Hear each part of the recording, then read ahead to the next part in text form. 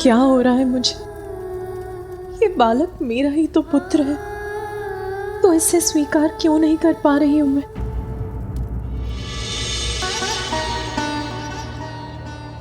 मैं चिंतित हूं महादेव। देवी पार्वती ने अभी तक अपने पुत्र को नहीं अपनाया है।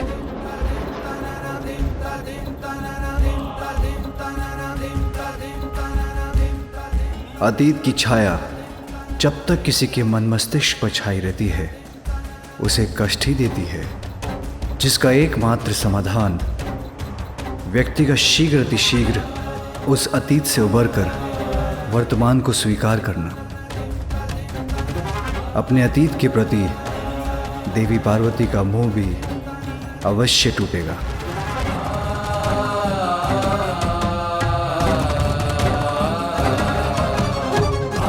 जब उनका वर्तमान इसके लिए उन्हें विवश कर देगा। माँ, आप कहाँ जा रही हैं माँ? रुकिए ना माँ, मैं यहाँ हूँ। इधर देखिए माँ, आपने ही अपनी कल्पना से मुझे बनाया है माँ। कल्पना में माता के छवि है एक प्यारी, रचने लगी उंगलियां छवि चित्र मनोहारी। इसलिए मैं आपका ही पुत्र हूँ और आप मेरी माँ हैं। किंतु महादेव, देवी पार्वती कैसे स्वीकार करेंगे अपने पुत्र को? ब्रह्मदेव, एक बालक तो अपनी माता के हृदय का ही अंश होता है। अपने हृदय को भला कोई कैसे नकार सकता है?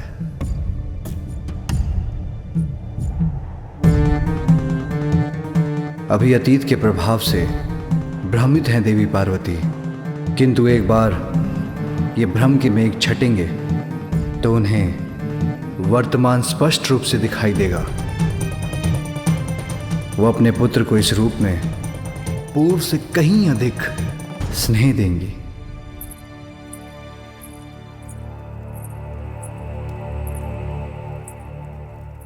माँ, मैं इधर हूँ।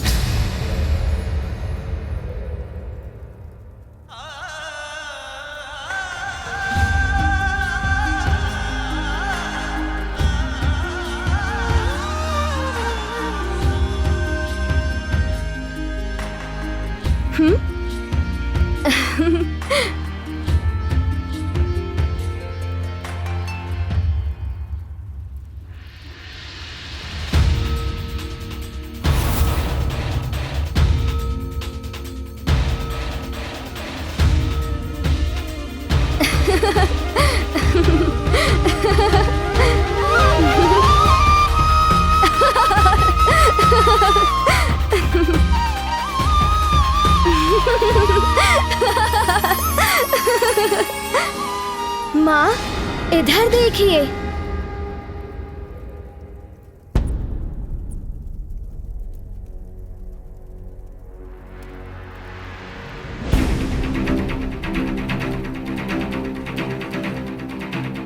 माँ, मैं तुम्हें नहीं पहचानती, तुम मेरे पुत्र नहीं।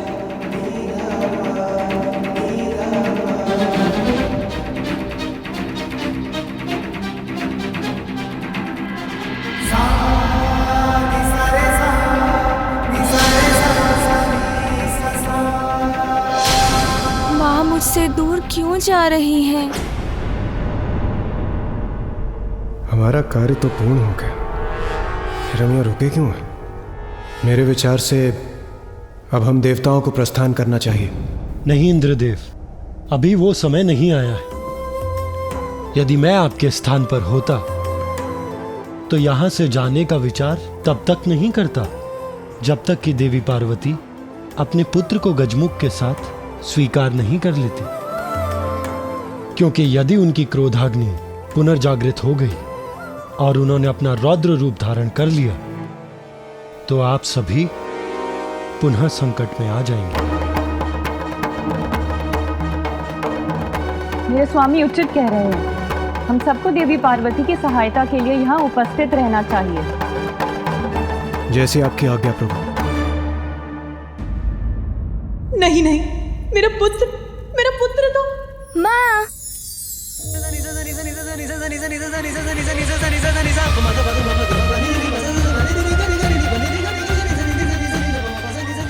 आइए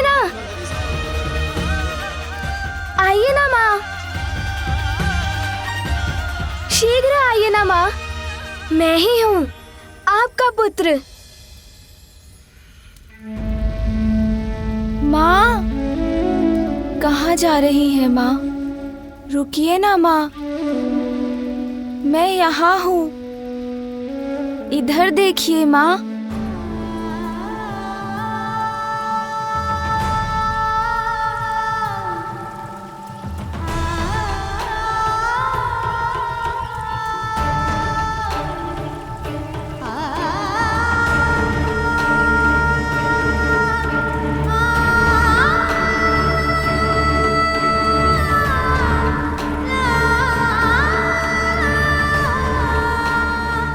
माँ, मुझे आप एक लोरी सुनाकर सुला दो ना।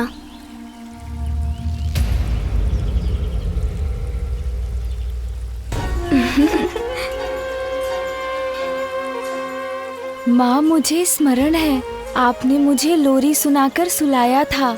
आज भी मुझे लोरी सुनाकर अपनी गोद में सुला दीजिए ना माँ।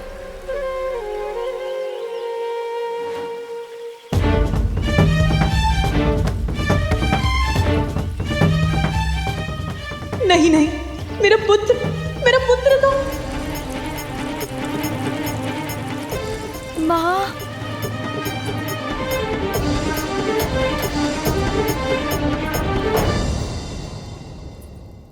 मैं तुम्हें कैसे भूल सकती हूँ पुत्र, कैसे भूल सकती हूँ तुम्हें? जब तक तुम्हारी स्मृतियां मेरे सामने रहेंगी, मैं तुम्हारे इस गचमुख को कैसे अपनाऊंगी?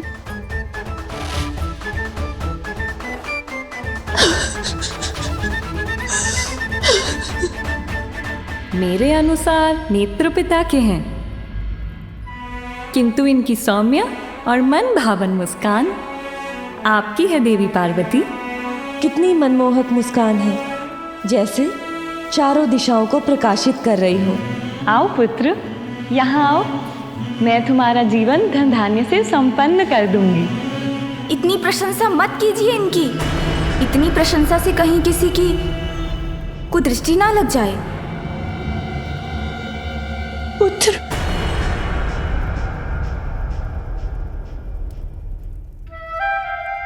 कुदृष्टि तो तुम पर पड़ी गई पुत्र।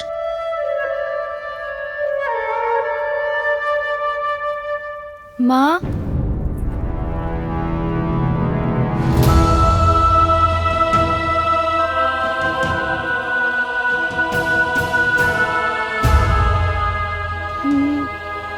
नहीं, ये अनर्थ होना ही नहीं चाहिए था।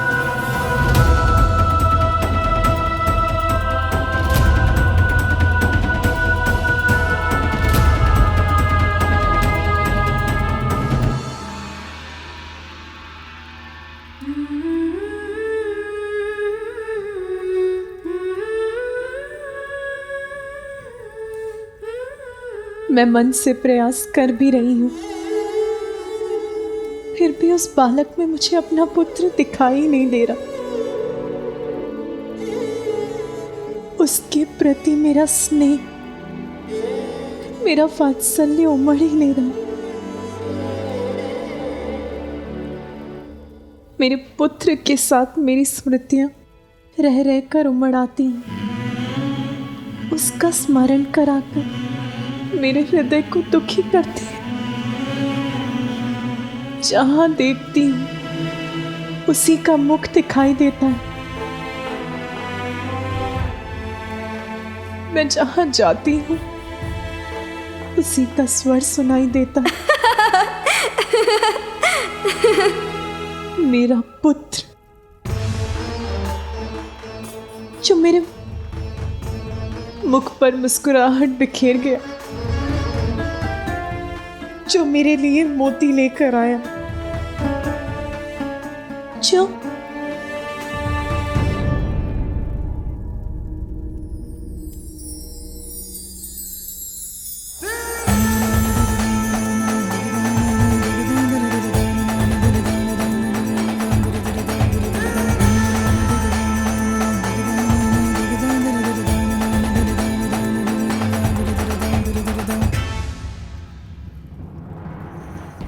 माँ,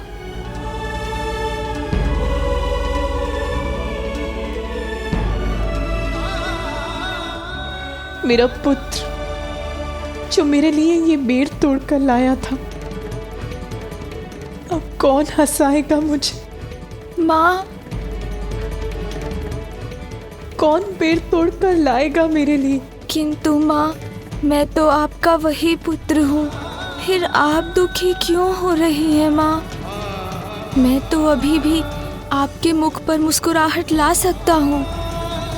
मैं वो सब कर सकता हूँ माँ जो मैंने पूर्व में किया था। मैं अभी माँ के लिए पुनः बेर ले आता हूँ और उन्हें प्रसन्न करता हूँ।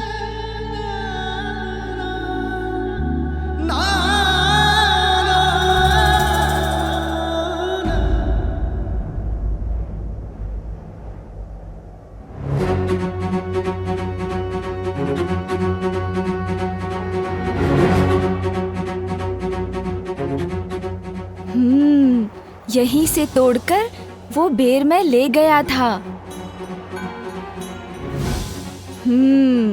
ये बेर तो मैं तोड़कर ही रहूंगा। माँ पुनः प्रसन्न हो जाएंगी।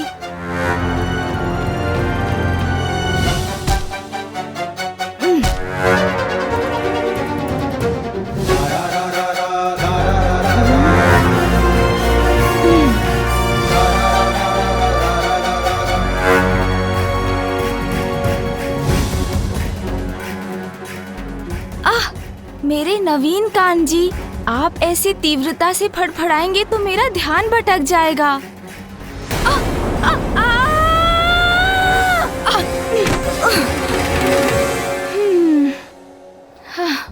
देखा ना कान जी, कैसे धड़ से गिर गए हम।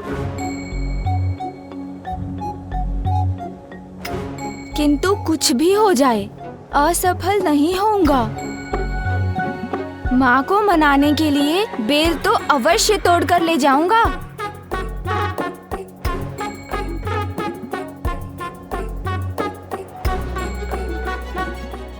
कान जी, अभी हमारा एक दूसरे से उचित परिचय तो नहीं हुआ है, फिर भी हम तो एक ही हैं, तो मेरी सहायता कीजिए। इतना तीव्र मत फड़फड़ाया कीजिए।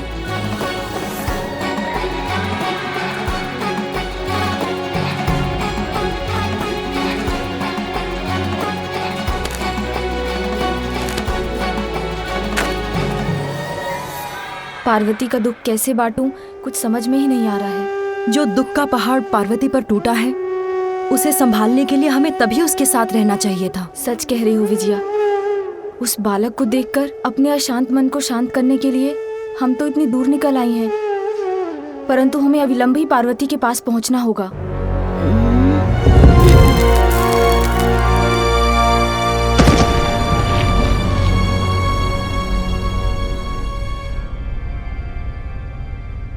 ये कंकड़ कहाँ से गिर रहे हैं?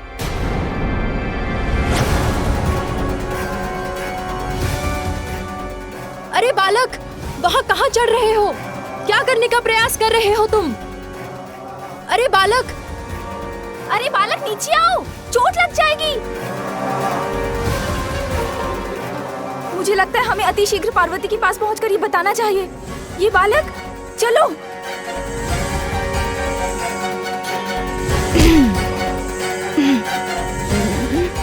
वहाँ तक तो मैं पहुँच कर ही रहूँगा। बेर तोड़कर ले जाऊँगा तो माँ पुनः मुझसे प्रसन्न हो जाएंगी।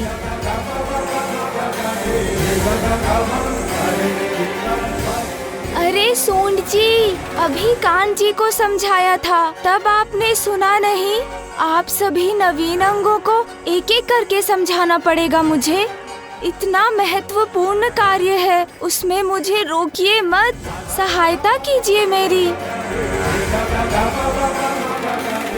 क्या बात है देवी, आप बहुत चिंतित प्रतीत हो रही हैं। वो देवी पार्वती का पुत्र उस कठिन पहाड़ी पर चढ़ने का प्रयास कर रहा है। यहाँ खड़े मत रहिए, जाके शीघ्र ही महादेव को बताइए कि उनके पुत्र के प्राण संकट में हैं।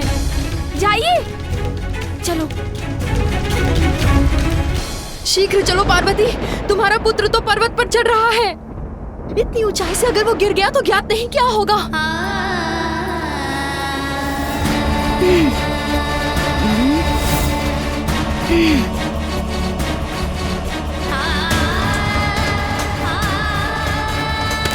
बस अब तो मैं वहां पहुंचने ही वाला हूँ।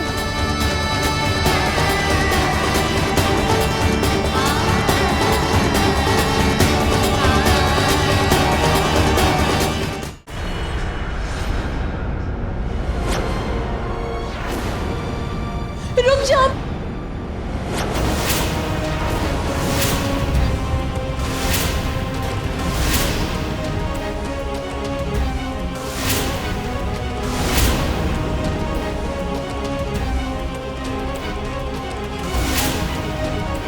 तुम वहां ऊपर क्या कर रहे हो? नीचे उतरो। गिर गए तो? कहीं पैर फिसल गया तो? पुत्र!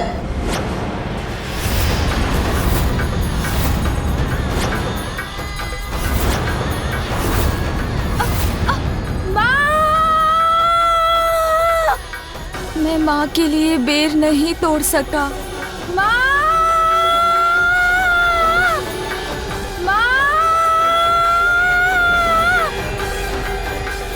पार्वती,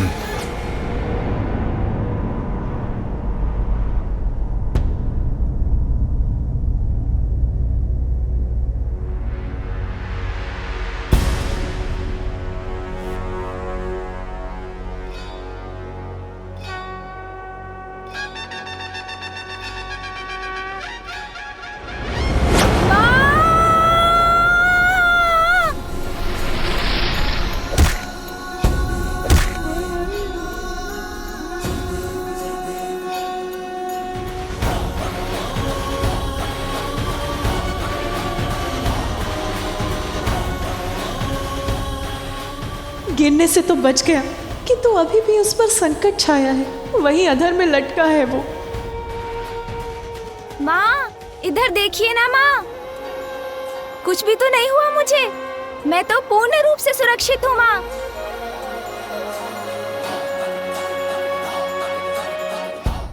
आप तनिक भी चिंता मत कीजिए, मुझे कुछ नहीं होगा। मैं तो आपके साथ रहने आया हूँ माँ, आपसे बिछड़ने के लिए नहीं। अभी किसी प्रकार सुरक्षित नीचे उतर आए। अरे वाह सोन जी, मुझे गिरने से तो बचा लिया आपने, किंतु अब माँ देख रही हैं, इसलिए अभी मुझे शीघ्रता से अपना कार्य पूर्ण करना होगा।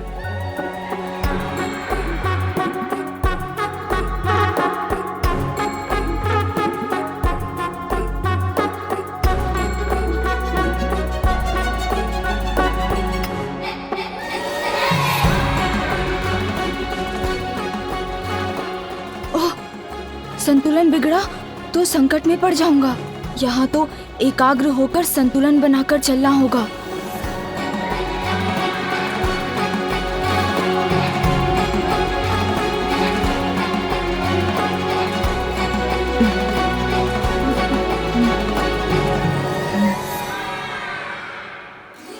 लो, यहाँ तक तो पहुँच गया।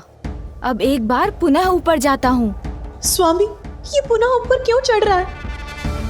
आप उसे रोकने के लिए कुछ कर क्यों नहीं रहे? कुछ कहिए स्वामी, कुछ करिए। उसे किसी प्रकार से सुरक्षित नीचे लौटा लाइए। महादेव, देवी पार्वती अपने पुत्र को लेकर चिंतित है और उसकी रक्षा की गुहार लगा रही है, इसलिए आप इस तरह शांत ना रहिए। कुछ कीजिए महादेव और इस बालक को ऊपर चढ़ने से रोकिए। श्री हरि नारायण, संसार की प्रत्येक घटना के समान यहाँ जो घटित हो रहा है उसके पीछे भी एक बहुत बड़ा कारण है और उसका परिणाम भी निश्चित ही है। उसका विचार कीजिए और बताइए, क्या माँ और पुत्र के बीच जो यहाँ हो रहा है उसे मेरे हस्तक्षेप के बिना होने देना क्या उचित नहीं? ध्यान से पुत्र।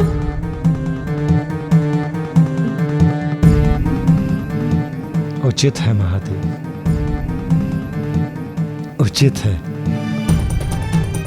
माता को अतीत के मोह से बाहर निकालकर वर्तमान का सामना कराने के लिए यदि कोई समर्थ है तो वो है ये बालक। इसलिए आप जो कर रहे हैं वो उपयुक्त है।